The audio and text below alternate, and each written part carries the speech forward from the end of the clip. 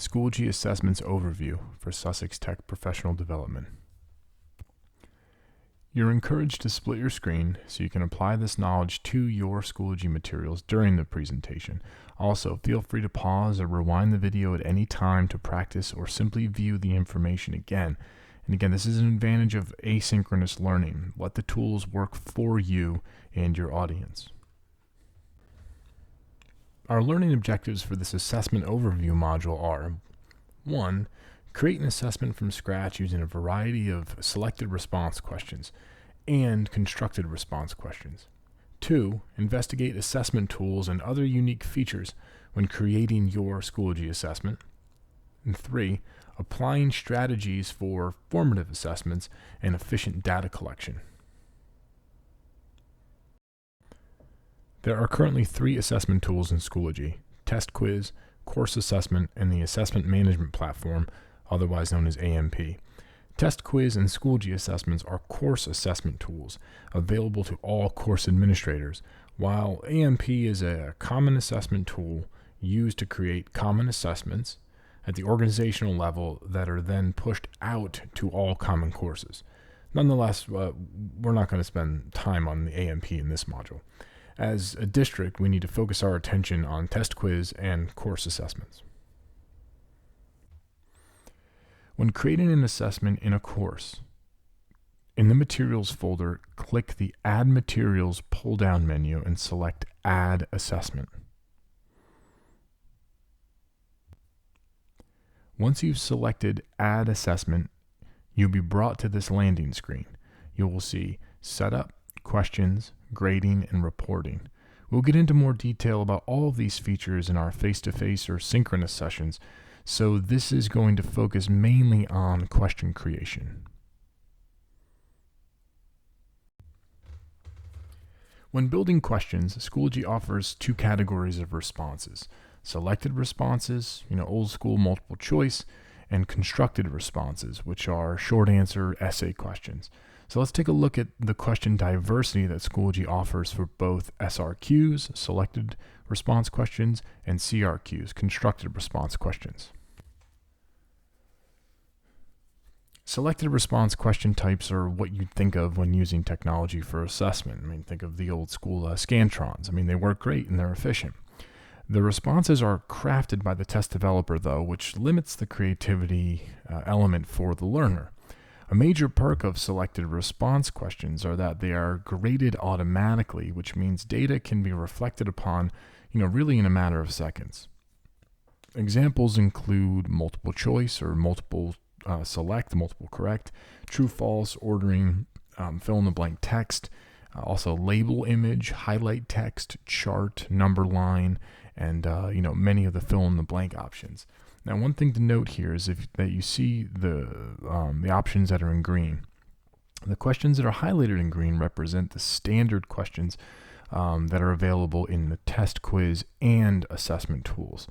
All of the other ones that aren't highlighted, they're the additional tech-enhanced type questions that are listed in the assessments, the Schoology assessments tool. Constructed responses give students the opportunity to create a learning artifact by applying their knowledge, skill, and critical thinking skills.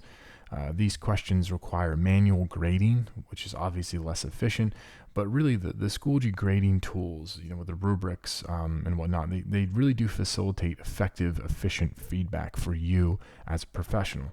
Some examples include short answer responses, highlight image, and also math short answer. Here are some screenshots of examples of selected response questions: multiple choice, fill in the blank drop down, true, false, and fill in the blank drag and drop. All have relatively the same purpose, but they require different student manipulatives. It's beneficial in that it's easy to provide feedback with almost instantaneous scoring. The formats are familiar and works well for benchmarking and summative assessments. As a drawback, these questions don't really show what students can't do, and they leave holes when trying to analyze student data.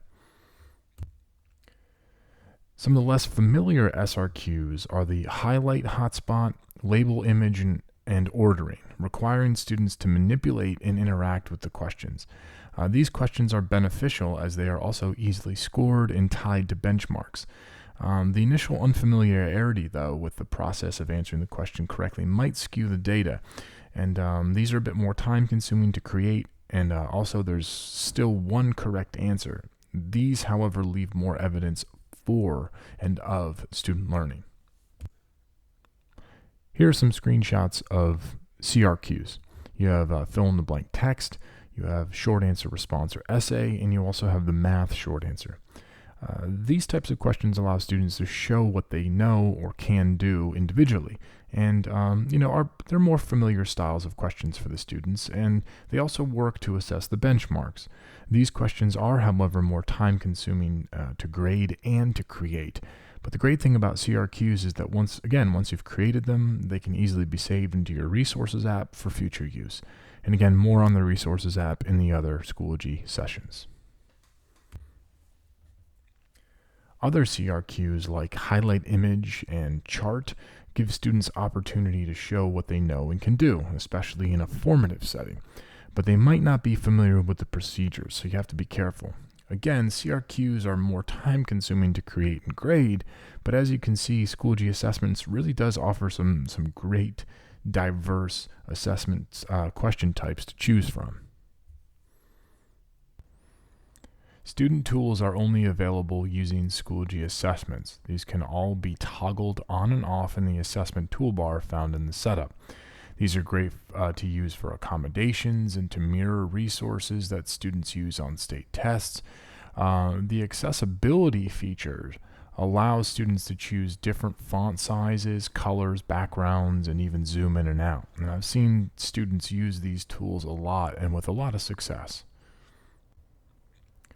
Here's a screenshot of assessment setup where you can adjust assessment settings like time limits and question randomization, the toolbar that students are able to use during the assessment, which is the last screen I just showed you, and student settings like how many attempts students have on an assessment, so retakes. Schoology also allows you to adjust which attempt the grade is going to be accepted and put into the gradebook. So highest grade, most recent grade, etc.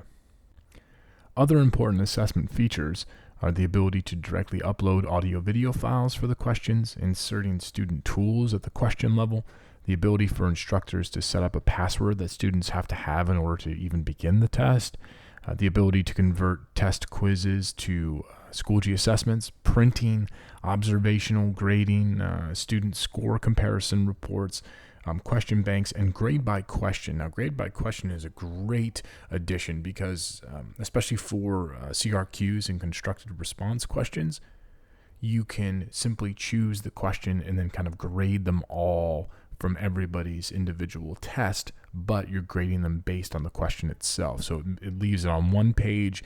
It kind of keeps you focused on, the rubric or whatever the grading scale is. So it makes it a lot easier and more efficient to grade those questions simultaneously and kind of together in one fell swoop than it would be to kind of go through each student's individual test in order to grade that.